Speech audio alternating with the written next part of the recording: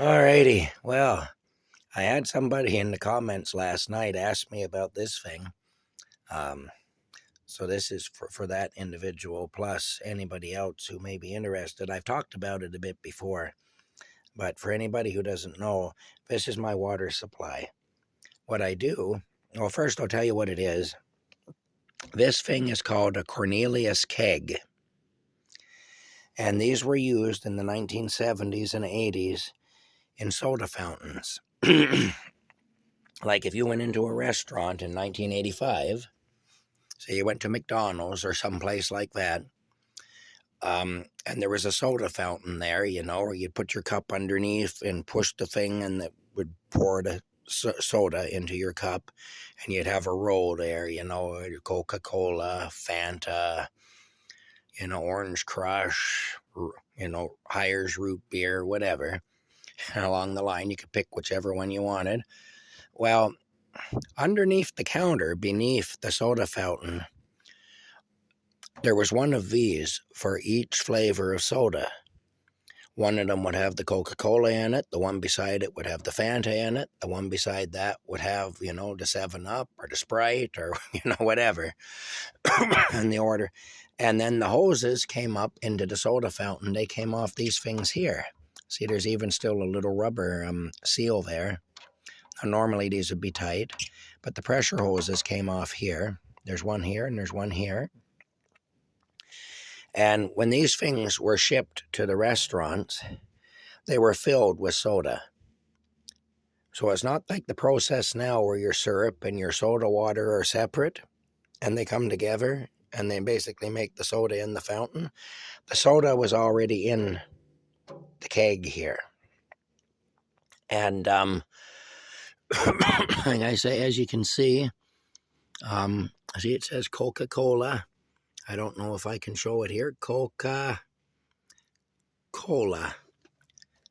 Limited. It says LTEE, Limited, but that's French, basically. That's the French version of that. Because, of course, Canada is a bilingual country, so everything is in French and English. This is probably the English side of it here. Anyway, now they don't have this tap on them normally. I actually added this tap. And they did away with this system sometime in the late 80s or early 90s. But anyway, so about 35 years ago, this system was done away with. Now, I bought these. See, there you go with the seal and everything. I bought these at an auction, and I paid $5, and I got about 40 of them for $5. And I didn't know what I was going to do with them at the time, but I thought if worse comes to worse, I'll just scrap them. Like I'm out maybe $5. I'll probably get that back just for the value, although it would be considered dirty because of the plastic and rubber and stuff on it. But still, I figured I'll get the value back out of them just for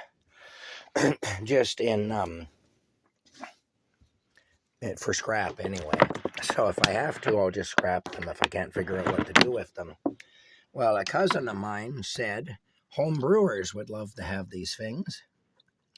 And he said, put them up for sale, sell them to home brewers because they'll brew beer in them. And so that's what I did. And I made over $1,000 in profit doing that. But I took 4 of these and I turned them into water reservoirs. I kept 2 of them for myself. This is one of them. And I gave one away to a friend, and I sold another one to somebody. And they're for camping, So they'd have their water reservoir for camping. When I bought these, a lot of them were still full of soda pop, but you wouldn't want to drink it. It was pretty nasty. So I had to clean them all out. I took all the labels off them and stuff. And I mean, within 2 weeks, I had sold them all through a Kijiji ad. And I'd sold them all except for the 4 that I turned into water reservoirs. And anyway, that's what they are. Now, I loosen up one of these. See, that'll come right off. I can pull that right off if I want to, and then it's a hole. But what I do is I loosen it up, And the reason I do that is because for the water to flow, there has to be air. Otherwise, you get like an airlock situation and nothing moves, because nothing moves in a vacuum, basically. So I open that up to allow airflow. And then, look at this. See? There's my water. Yeah. That's my water supply right there. That's how that works. And that's why I get the water in these. I collect it from the well, or I buy it at Walmart in some cases, if I don't want to burn the gas and make a special trip to Perth to get the water from the well there. What I do is I fill up these bottles, I lug them back here, and then I pour them down in, and I refill the tank is what I do. Hey, you. Hey, you're a good boy. Anyway, my power supply is down to 15%, which means later today I need to recharge the power supply. That's one of the things I need to do. Yeah, but what I'm going to do right now is I'm going to get ready to go. I got to throw my garbage. I got 2 bags of garbage now from being in here for a day without going outside. I didn't put garbage out the last time I was out either. So I got 2 bags of garbage to go out. And I got to grab my bottles there and drag them down to the truck and put them in the truck. And and I got to drive to Perth. I need to buy more of this cough syrup. I found this stuff has helped me quite a bit, so I'm going to buy more of this. Hi, Rocky. He wants to sniff it. Wants to check it out. Make sure I'm not bringing contraband into Camp Crazy, eh? What are you doing there, he says, you hippie. You better not be bringing any dope into my camp. Hey, you bring dope into my territory, you'll get the claws, he says. We're not having that around here. We're not having any of that long-haired, freaky, hippie shit around here, he says. Rocky's very, very strict. He says the herbal cough syrup is fine, though. It's past the inspection.